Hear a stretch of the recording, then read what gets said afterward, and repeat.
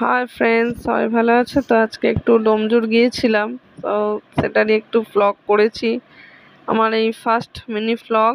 এই যে বাড়ি থেকে বেরিয়ে যাচ্ছে, এটা হচ্ছে দফরপুর এসে গেছি। দফরপুরে জগন্নাথ মন্দির তৈরি হচ্ছে, এখনো কমপ্লিট হয়নি। কমপ্লিট হলে নিশ্চয়ই দেখাবো। এই যে কালী মন্দির এসে গেছে আমাদের, দফরপুর মা কালীর মন্দির ছেড়ে আমরা ডোমজুরের দিকে যাচ্ছি। দেখো, এই এসে গেছি আমরা ডোমজুর বাজারে। দেখো কত সুন্দর সুন্দর জামা ঝুলছে। এখনো পুজোর কত বাকি, দেখো ভিড় দেখো কিরকম। এখনই এত ভিড়।